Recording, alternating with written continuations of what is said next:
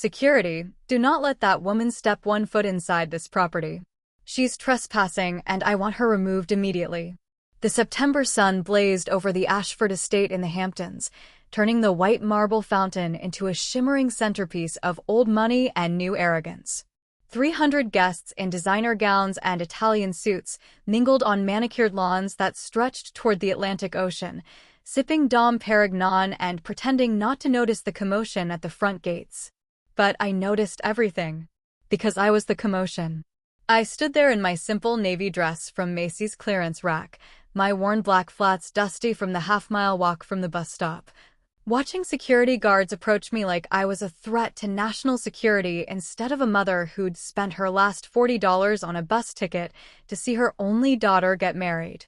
The woman who'd just ordered my removal wore a champagne Valentino gown and enough diamonds to fund a small country's healthcare system. Veronica Ashford, mother of the groom, looked at me with the kind of disgust usually reserved for garbage or vermin. "Ma'am, you need to leave the property," the security guard said, his hand on my elbow but not quite gripping yet. "This is a private event." "I know it's a private event. I gave my daughter life. I raised her. I sacrificed everything for her. And she's getting married today. Before I go any further, I need you to do me a favor. Hit that subscribe button right now, give this video a thumbs up, and drop your country in the comments below. I really want to know where you're watching from. It helps the channel grow and bring you more stories like this one. Thank you. My name is Diana Morrison, and the bride whose wedding I was crashing wasn't just any bride. She was my daughter Jasmine.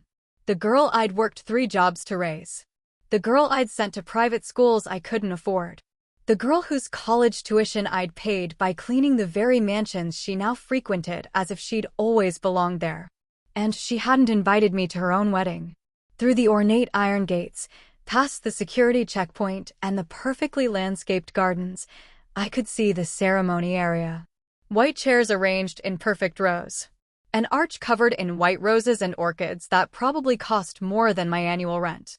And standing near the altar in a custom tuxedo, looking every inch the Hampton heir he was, stood Brandon Ashford III. I'd never met him. Jasmine had made sure of that. "Diana?" A voice behind me, uncertain, disbelieving. "Diana Morrison?" I turned to see a woman I barely recognized. Perfectly straightened hair where natural curls used to be. Designer dress hugging a figure maintained by personal trainers and nutritionists. Skin glowing from expensive facials and subtle cosmetic work. But those eyes. Those were still my daughter's eyes. "Hi, baby," I said softly. "Surprise. What are you doing here?" Jasmine hissed, her perfect makeup unable to hide the panic in her face. "How did you even find out about the wedding? You didn't think I'd find out?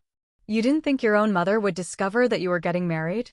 She glanced back toward the ceremony area where 300 of New York's elite were waiting. "I told you I couldn't invite you. I explained this. Brandon's family." "Brandon's family what? Doesn't know you grew up in the projects? Doesn't know your mother cleans houses for a living? Doesn't know that everything you are, everything you've become, was built on my broken back? Keep your voice down." Jasmine stepped closer, and for a moment I saw genuine fear in her face. Not fear of me. Fear of exposure. "Please, Mom. Don't do this. Not here. Not today." But to understand why I was standing at those gates, ready to shatter my daughter's perfect wedding and her carefully constructed lies, I need to take you back. Back to where it all began. Back to the night 28 years ago when I became a mother at 16 and learned that love is both a blessing and a curse. I was 15 years old when I met Marcus Williams at a community center basketball game in the Bronx. He was 17, with a smile that could light up the darkest New York winter and dreams of playing college ball. I was a sophomore at Morris High School, honor roll student, planning to be the first in my family to go to college. We fell in love the way teenagers do, completely, recklessly, believing that love could conquer statistics and circumstances and the grinding poverty that surrounded us on every side. When I got pregnant 3 months before my 16th birthday, those dreams didn't just die. They were executed. My mother, God rest her soul, sat me down in our cramped two-bedroom apartment in the Patterson houses, and laid out my options with the brutal honesty of a woman who'd been a teenage mother herself. "You can have this baby," she said, her face showing more sadness than anger. "But you need to understand what that means. No college. No scholarships. No escape from this. You'll be trapped here just like I was. Just like your grandmother was." "What about Marcus?" I asked, my hand on my still flat stomach. My mother's laugh was bitter. "Marcus has a basketball scholarship to Syracuse. You think he's going to give that up for a baby? Baby girl, men like Marcus don't stay. They run. Every single time." She was right. When I told Marcus I was pregnant, I watched his face go through every emotion a 17-year-old boy could feel: shock, fear, denial, and finally, the one that broke my heart: calculation. "Diana, I care about you. You know I do. But I can't. I've worked so hard for this scholarship. My whole family is counting on me to make it out. To make something of myself. And what about our baby? What about me?" He looked at me then with something that felt like pity mixed with relief that he was the one with options while I was the one with consequences. "You have to make your own choices. I can't let your choice become my burden." Those words. Your choice. My burden. As if the baby growing inside me was something I'd decided alone. As if he hadn't been there that night in his car, whispering that he loved me, that we'd be together forever. He went to Syracuse. I heard he had a great freshman season. I heard he got a girlfriend, a business major from Long Island whose father owned car dealerships. I heard he graduated and got drafted to play overseas in Europe. I never heard from him again. Jasmine was born on a freezing February morning at Lincoln Hospital. I was 16 years old, alone except for my mother, holding this tiny perfect human who depended entirely on me for everything. "I'm going to give you a better life," I whispered to her in that hospital room. "I don't know how yet, but I promise you, baby, you're going to have everything I didn't." And God help me, I kept that promise. Even when it destroyed me. The next 12 years were a study in sacrifice that no one bothers to document or celebrate. While other girls my age were going to prom and planning college visits, I was working at McDonald's during the day and cleaning office buildings at night, my mother watching Jasmine while I scraped together enough money for rent and diapers and formula. I never finished high school. I took the GED test when Jasmine was 2, studying during my 30-minute lunch breaks, passing on the first try because failure wasn't an option when I had a daughter to raise. By the time Jasmine was 5, I'd worked my way up to cleaning houses in Manhattan for wealthy families who barely looked at me but expected perfection. I'd arrive before dawn, clean their homes while they slept, and leave before they woke up, invisible labor that paid just enough to keep us fed. But Jasmine. My baby Jasmine was brilliant. She learned to read at 3. She devoured books like other kids devoured candy. By first grade, her teachers were pulling me aside during parent-teacher conferences, telling me she was gifted, that she needed to be challenged, that she belonged in better schools than the overcrowded public school in our district. "How do I get her into better schools?" I asked, already knowing the answer would involve money I didn't have. "Private schools offer scholarships, Mrs. Morrison. For students like Jasmine, students with exceptional potential. You should apply." So I did. I applied to every private school in New York City that offered financial aid. I borrowed a suit from a church clothing drive for the interviews. I learned to speak differently, to hold myself differently, to be the kind of mother those admissions officers expected. And Jasmine got in. Full scholarship to Pembroke Academy, one of the most prestigious private schools in Manhattan, where the annual tuition was more than I made in 2 years.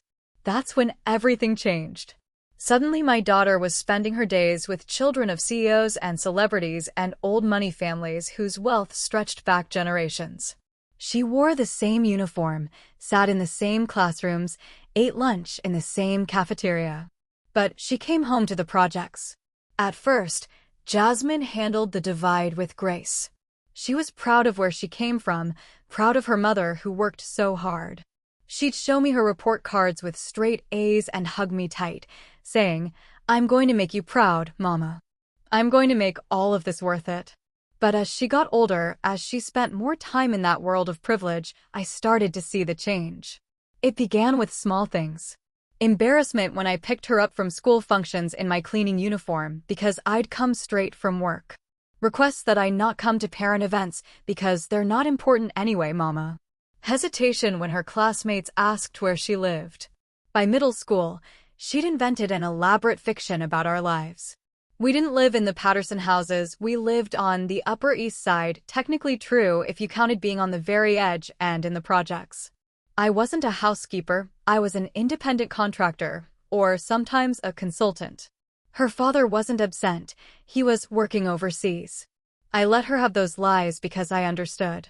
Because I knew how cruel kids could be, how sharp the divide between haves and have-nots, how desperately she wanted to belong. But the lies grew bigger. And the distance between us grew wider. When Jasmine got accepted to Columbia University with a full academic scholarship, I cried tears of joy and relief. She'd made it.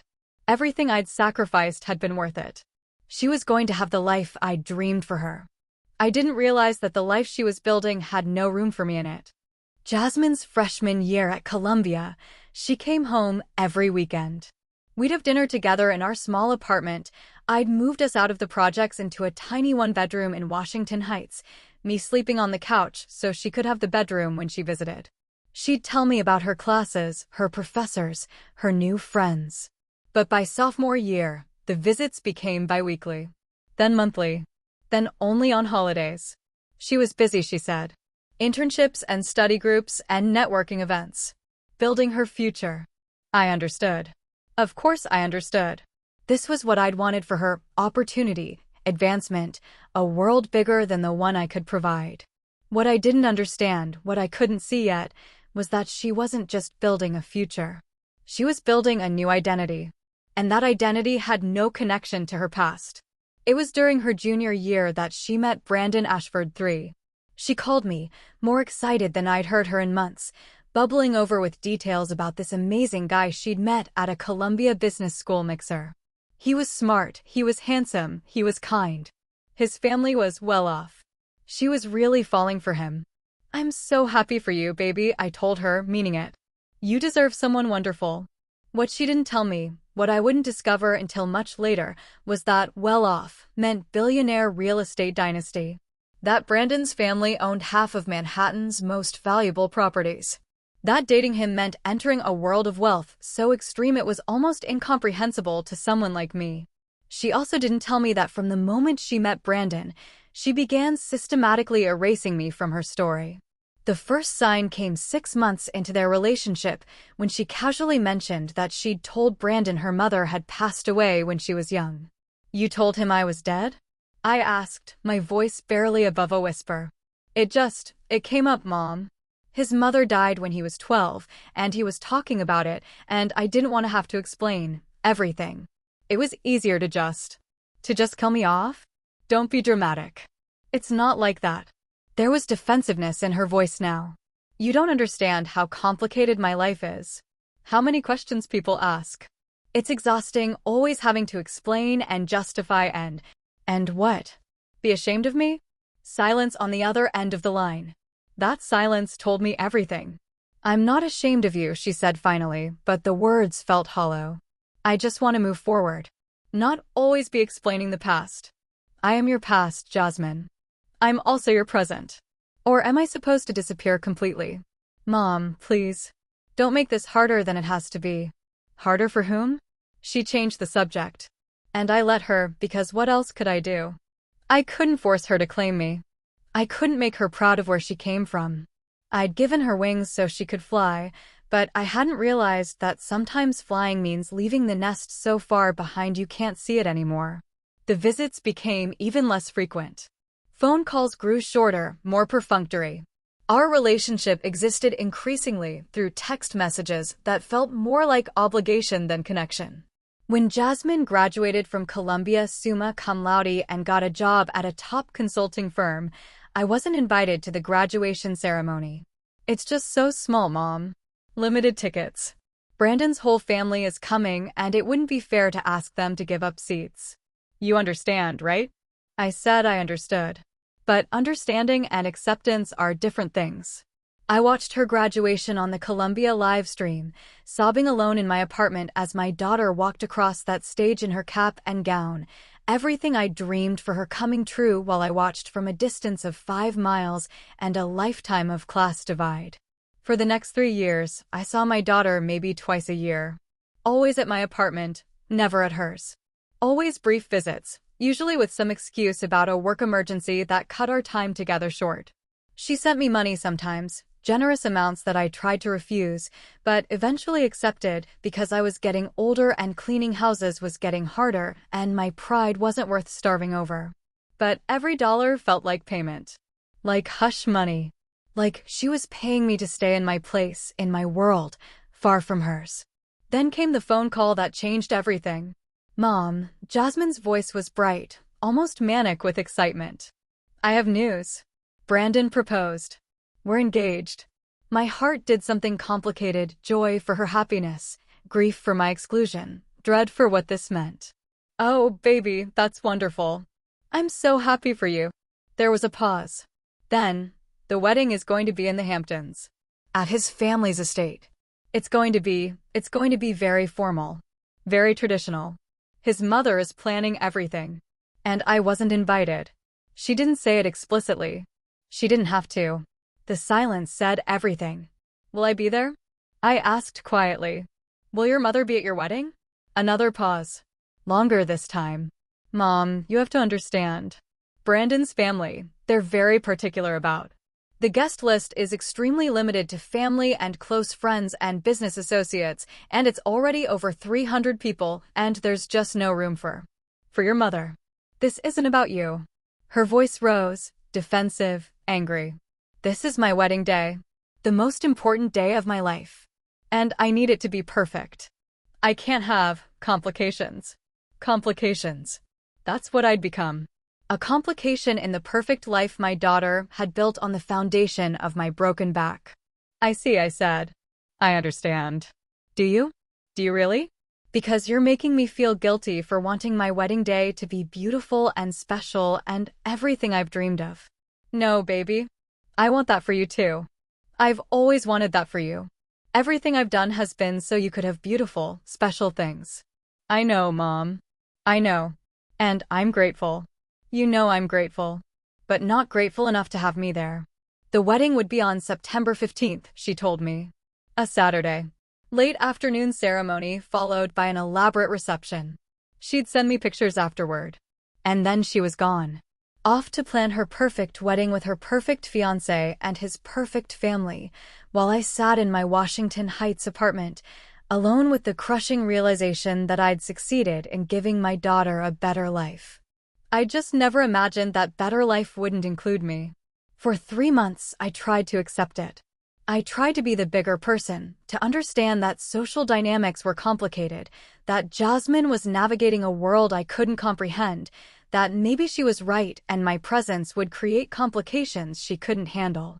But then I'd wake up at 3 in the morning and remember holding her when she was born, teaching her to walk, reading her bedtime stories, holding her when she cried after her first heartbreak, celebrating every report card, every achievement, every milestone.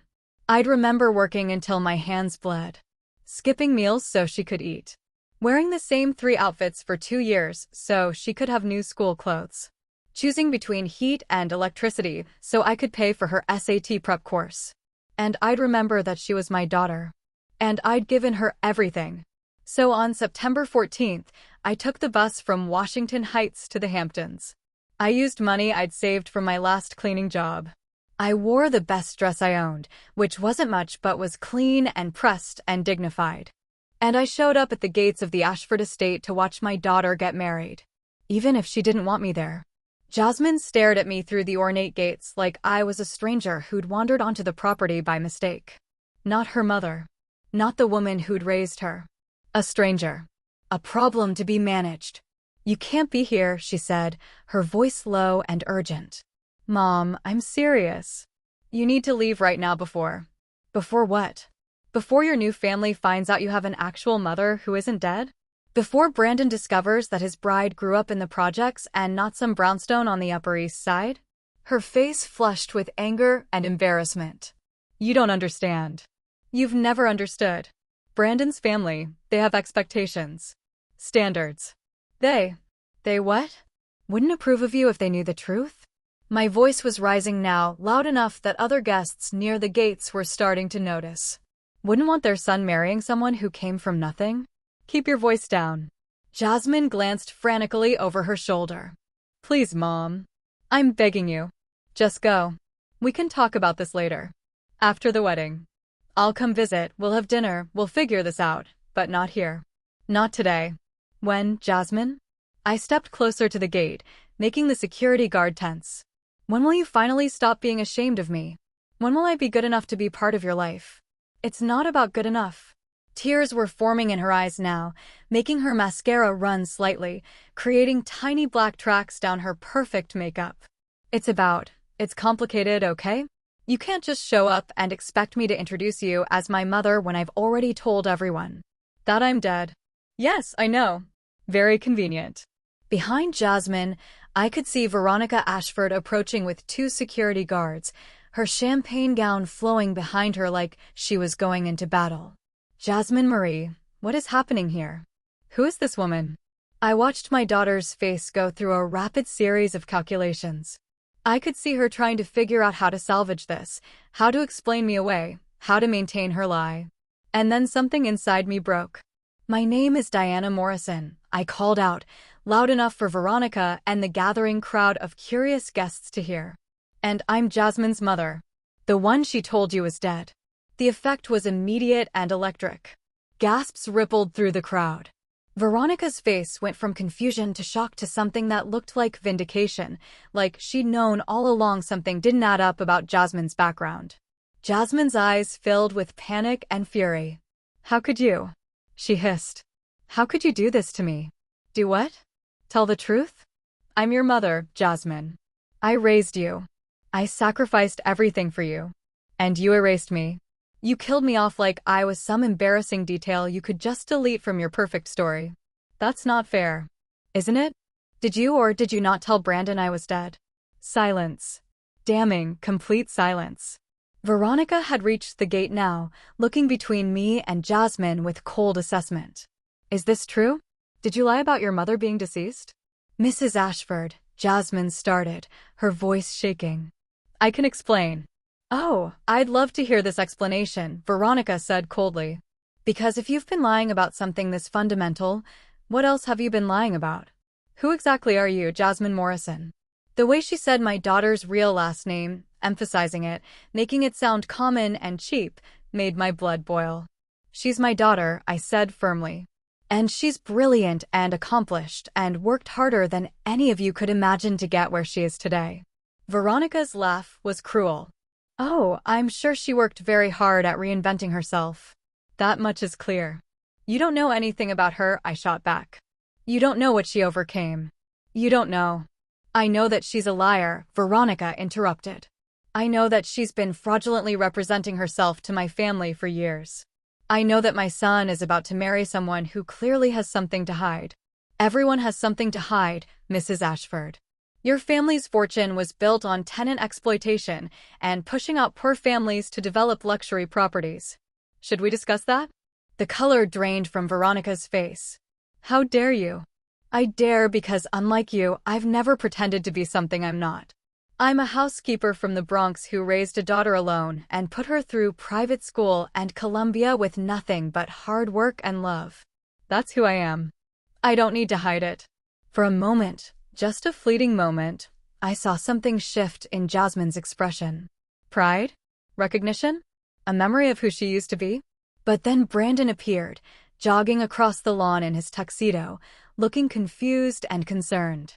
Jazz, what's going on? My mother said there's some kind of problem. He stopped when he saw me. Really saw me. And I watched his handsome, privileged face register exactly what I represented, everything his world feared and despised about rising above your station. Brandon, Jasmine's voice was pleading now. This is my mother. His face went through the same shock his mother's had. But your mother is dead. I know. That's what she told you. I smiled, but there was no warmth in it. Surprise. I'm very much alive. To Brandon's credit, he recovered faster than I expected. He looked at Jasmine, then at me, then back at Jasmine. We should talk about this. The three of us. Privately. There's nothing to talk about, Veronica snapped. This woman clearly cannot be trusted. She's been lying to us for years. The wedding is off. Mother, that's not your decision. Like hell it isn't. Veronica turned to Jasmine with cold fury. Did you really think you could marry into this family based on lies? Did you think we wouldn't eventually discover the truth? I didn't lie about anything important, Jasmine said desperately. I simplified my background. People do it all the time. Simplified? You pretended your mother was dead. Because I knew this would happen. Jasmine's voice broke. I knew that no matter how hard I worked, no matter what I achieved, people like you would only see where I came from, not who I became. So yes, I simplified. I let you think I was someone you'd approve of. Someone worthy of your precious son. She turned to Brandon, tears streaming down her face now. I love you. Everything else was real. My feelings, my commitment, my future with you, that was all real. The only lie was leaving out the part of my past that I knew would disqualify me in your mother's eyes. Brandon looked torn, glancing between Jasmine and his mother. Jazz, I need time to process this. Time? Jasmine laughed bitterly. We're supposed to get married in 20 minutes. Well, that's clearly not happening now, Veronica said triumphantly. I'd been watching this unfold with a mixture of vindication and growing horror. Vindication because my daughter was finally experiencing consequences for erasing me. Horror because I was watching her perfect life disintegrate in real time. And as much as she'd hurt me, as angry as I was, she was still my daughter. Stop, I said quietly. Everyone turned to look at me. Just stop. I walked closer to the gate, looking directly at Jasmine. Baby, I came here because I was hurt. Because I wanted you to see what your choices cost. I wanted you to feel what I've been feeling, invisible, erased, like I didn't matter. Mom. But I raised her hand. Let me finish. I thought showing up here would teach you something. Would make you realize what you'd lost by pushing me away. And maybe it has. But I'm not going to stand here and watch your life fall apart just to prove a point. I turned to Veronica. Mrs. Ashford, your son is marrying an extraordinary woman. She was raised in poverty by a single mother, yes. She grew up in public housing, yes. She came from nothing and built herself into someone Columbia University recruited, someone your son fell in love with, someone brilliant and driven and capable of anything she sets her mind to. If that's not the kind of woman you want in your family, that says more about you than it does about her. Veronica's face was unreadable, but I pressed on. Jasmine made a mistake. She lied because she was afraid that people like you would judge her for circumstances she couldn't control. Afraid that no matter how much she achieved, it wouldn't be enough to overcome where she started. And based on your reaction right now, she was right to be afraid. I looked back at my daughter. But hiding your past doesn't make it go away, Jasmine. It just makes you smaller. Everything you've accomplished is even more impressive because of where you started, not despite it. And the people who can't see that aren't worth impressing. Mom, I'm sorry, Jasmine whispered. I'm so sorry. I was wrong. I was so wrong. I know, baby. And we'll figure this out. But right now, you need to decide who you want to be. Are you going to keep living this lie, or are you going to stand in your truth and let the chips fall where they may? Jasmine looked at Brandon, her face streaked with tears and ruined makeup. I'm from the Bronx. I grew up in the Patterson houses. My mother cleaned houses to put me through school. She worked 3 jobs so I could have tutors and books and opportunities. Everything I am is because of her sacrifice. And I've been so ashamed of that truth that I erased her from my life. I told you she was dead because I was terrified you'd see me differently if you knew where I really came from. Brandon was silent, his face showing the internal struggle of a man raised with certain expectations, confronting a reality that challenged everything he'd been taught. If you can't love me with that truth, Jasmine continued, her voice stronger now, then you can't really love me at all. Because that struggle, that fight to rise above circumstances, that's what made me who I am. That's my strength. And I'm not ashamed of it anymore. She turned to walk away from the gate, from the wedding, from the life she'd built on carefully maintained lies. And that's when Brandon spoke. Wait. Brandon stepped forward, moving past his mother's restraining hand on his arm.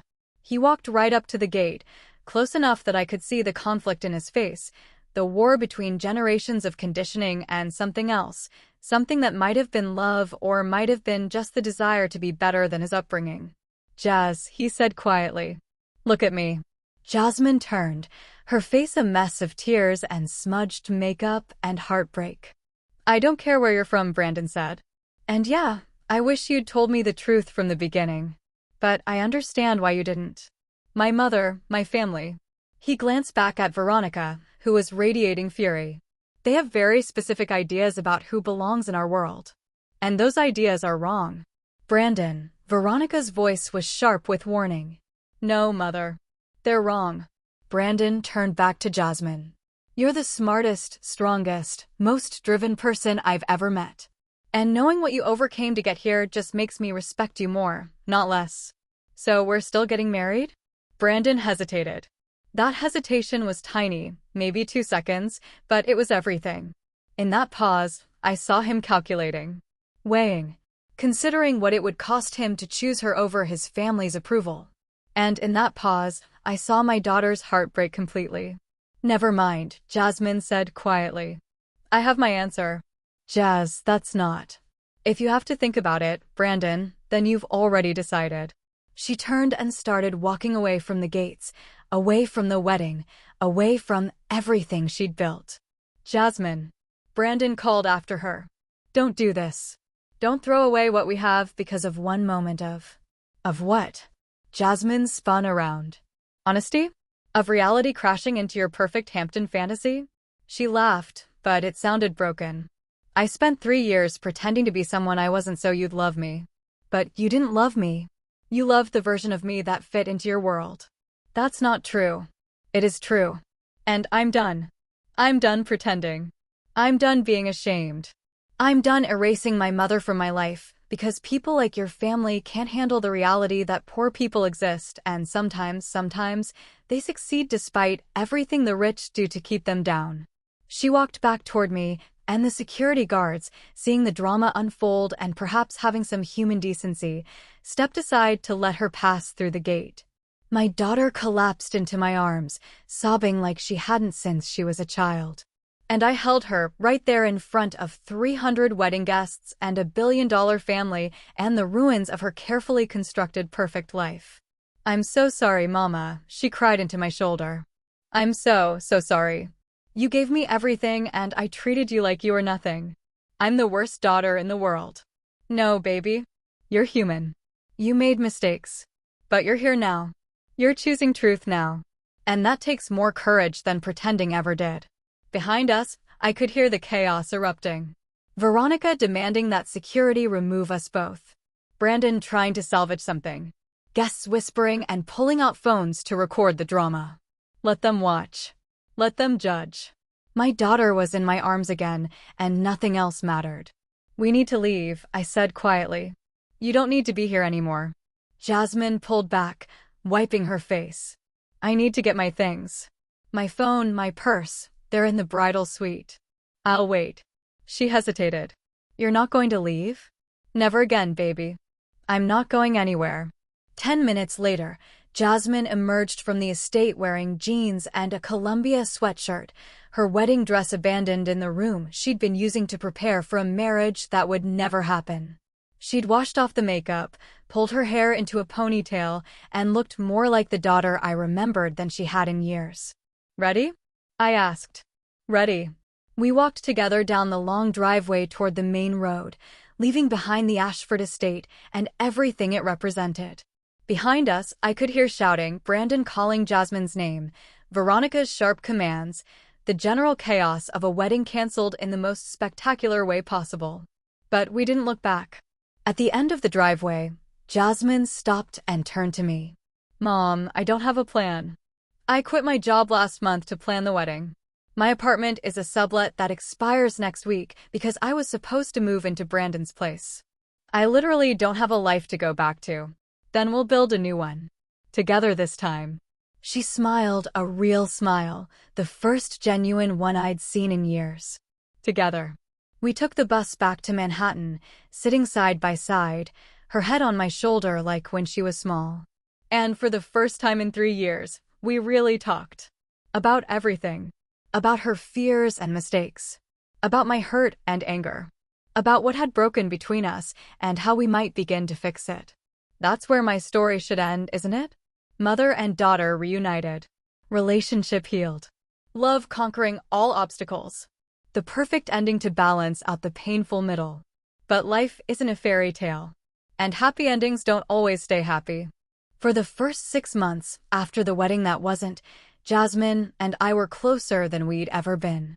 She moved back in with me in my Washington Heights apartment, sleeping on the couch while she figured out her next steps. She apologized so many times I finally had to tell her to stop.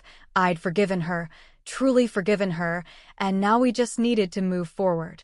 She got a new job at a nonprofit that helped first-generation college students navigate higher education and career development. The pay was a fraction of what she'd made at the consulting firm, but she seemed genuinely happy. She was helping kids who reminded her of who she used to be, before she'd lost herself trying to fit into a world that would never fully accept her. We had dinner together every night. We watched movies on weekends. We talked about everything, her work, my work, our plans for the future. She started seeing a therapist to work through her internalized classism and shame. She even attended a support group for people from working-class backgrounds who'd achieved professional success, but struggled with imposter syndrome and code switching. I thought we'd found our way back to each other.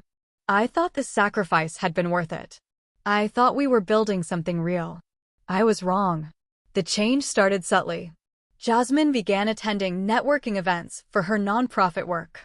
She needed to build relationships with donors, she said, wealthy people who could fund their programs. I understood. That made sense. Then she started dressing differently again.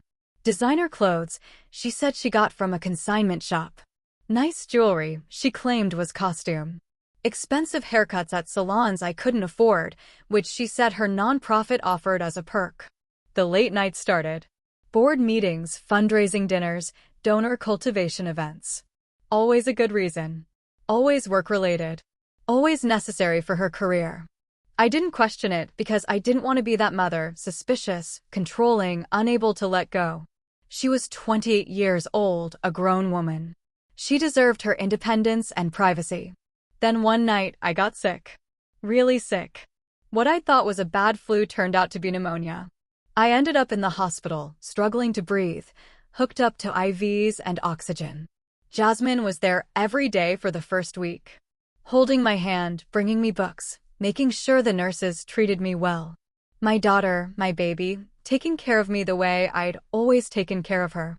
But in the second week, as I started to recover, the visits became shorter. She had meetings, she said. Work emergencies. Important donor dinners she couldn't miss. One evening, a nurse came in with my medication and made a comment that changed everything. Your daughter was in earlier, but she said she couldn't stay. Had to rush to some fancy event. She looked beautiful in that gown, though. That man with her seemed very attentive. Man? What man? The nurse looked confused. Her date? Boyfriend? Tall, handsome, suit that probably cost more than my car. They seemed very close. Something cold settled in my stomach. Can you describe him? The nurse did. And I knew exactly who she was describing. Brandon Ashford. When Jasmine came the next day, I asked her directly, "Are you seeing Brandon again?" The flash of guilt in her eyes told me everything before she even spoke. Mom, it's not what you think. What do I think, Jasmine? Tell me. She sat down, unable to meet my eyes. We ran into each other at a charity gala 6 months ago. Just by chance. We started talking. He apologized for how his family treated us. He said he'd been thinking about me, about what happened, about how he should have stood up to his mother. And you believed him. I wanted to believe him. She looked at me then, and I saw the same calculation I'd seen 3 years ago at the wedding gates. Mom, he's changed. He's different now. He broke away from his mother's control. He's running his own division of the company. He's more independent. So you've been dating him for 6 months, while living with me, while pretending to build this new authentic life. It's not pretending. I am building an authentic life. I'm doing meaningful work. I'm helping people. This doesn't change that. But you hid it from me, just like you hid me from him. Her face flushed. That's not fair. I didn't hide you. I just didn't tell you about Brandon because I knew you'd react exactly like this. Like what? Like someone who watched you give up everything for him once and is afraid you're about to do it again? I'm not giving up anything. Jasmine stood, agitated. I can have both. I can have a career doing meaningful work and a relationship with someone I love. Why do I have to choose? You don't have to choose. But you're lying again. To me, probably to him, maybe to yourself. And that's what scares me.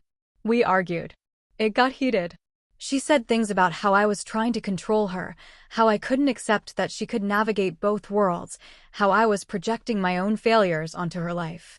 I said things about how she was repeating the same patterns, how she'd learned nothing from what happened, how she was choosing a man who'd hesitated when it mattered most. She stormed out. Moved out, actually. Went straight to Brandon's penthouse, I later learned. Left me in that hospital room, still recovering from pneumonia, abandoned again for a life she'd sworn she was done with. That was 3 years ago. In those 3 years, I've seen my daughter exactly 4 times. Always at my apartment. Always brief.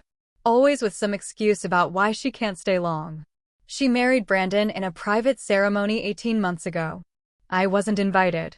I found out from a society page announcement in the Times. They live in a Fifth Avenue apartment worth $20 million. She's on the board of her old nonprofit, but doesn't actually work there anymore. She's too busy with social obligations as Mrs. Brandon Ashford III. She's pregnant now. Due in 2 months. I know because she finally called me last week to tell me. To inform me that I'm going to be a grandmother. And to let me know that she wants me in her child's life, but only on her terms. Private visits, no mentioning our relationship in public, no disrupting the narrative she's built with Brandon's family that she comes from modest, but respectable, origins. In other words, I can be a grandmother, but only if I stay invisible. Only if I remain the secret she's ashamed of. I told her I needed to think about it. About whether I'm willing to love another child while being erased from their life. About whether I'm strong enough to watch history repeat itself, to see my grandchild grow up ashamed of their grandmother, to hide who I am to make someone else comfortable. She cried. Said I was being cruel. Said family should make sacrifices for each other. And I laughed. Because she still doesn't see it. After everything we've been through, everything she's put me through, she still thinks I'm the one who needs to sacrifice more. I'm sitting in my apartment in Washington Heights right now, the same apartment where Jasmine grew up. Where we've fought and reconciled and fought again. In my hands is a photo from when she was 5 years old, her first day of kindergarten at Pembroke Academy. She's wearing the uniform that took me 3 months of extra shifts to afford, grinning with that gap-toothed smile that could light up the darkest room. She looks so proud in that photo. Proud of her school, proud of her uniform, proud of herself. But also, and I can see it now, looking back, proud of me.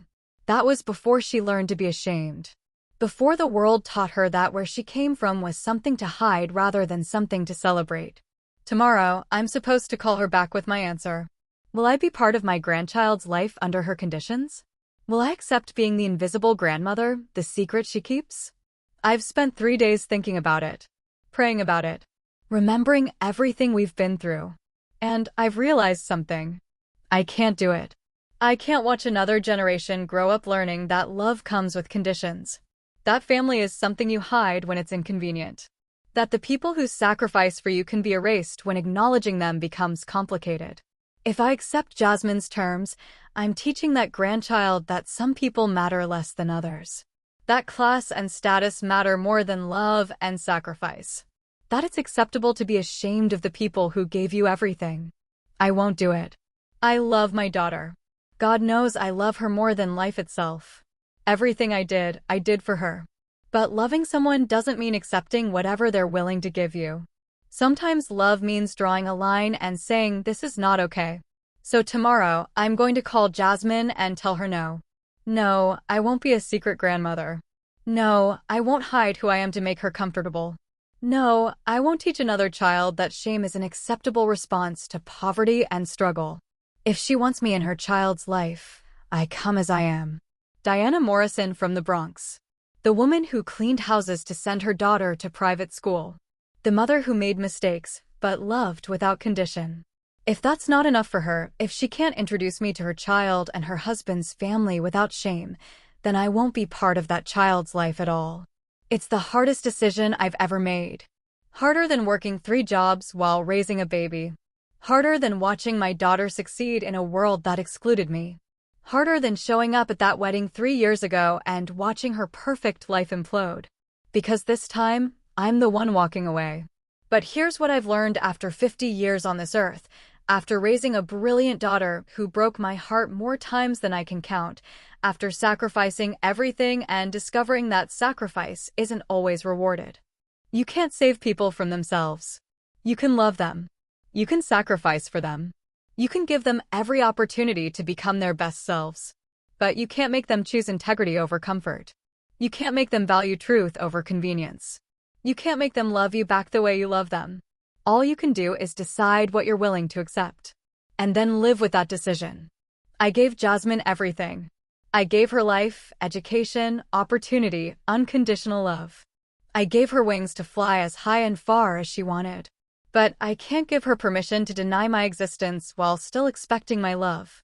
So tomorrow I make the call. I say no. And then I let her go. Maybe someday she'll understand. Maybe when her child is grown and makes choices that break her heart, she'll remember this moment and realize what she asked of me. What she's been asking of me for years. Or maybe she won't.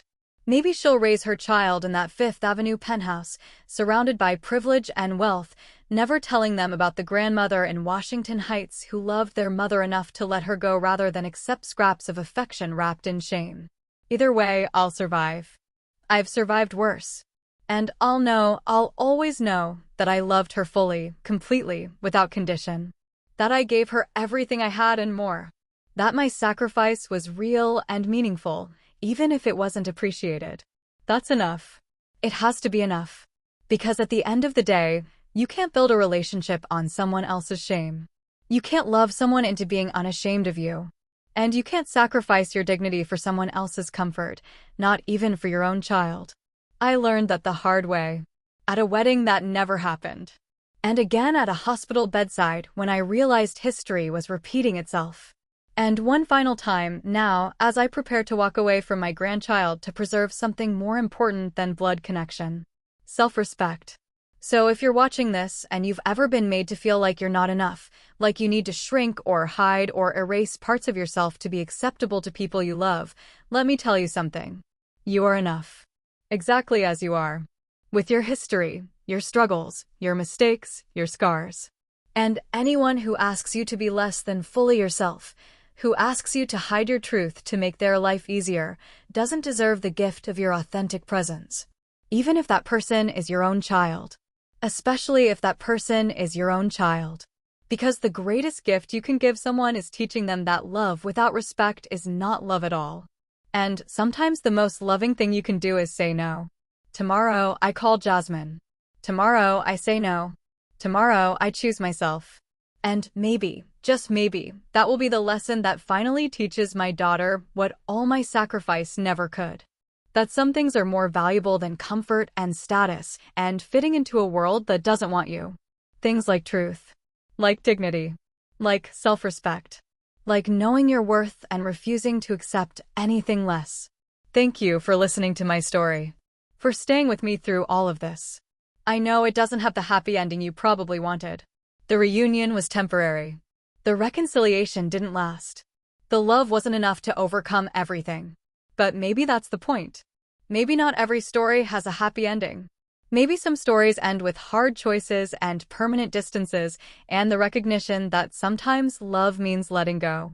Before you leave, hit that subscribe button. Give this video a thumbs up. Share it with someone who needs to hear this message. Check out our other videos for more stories that will break your heart and make you think. And remember, you deserve to be loved for exactly who you are, not who someone wants you to be, not a version of yourself edited to be acceptable. All of you. The good, the bad, the complicated, the messy, the proud, and the struggling. All of you is enough. Don't ever let anyone, not family, not friends, not society, tell you otherwise. We'll see you in the next story. Goodbye.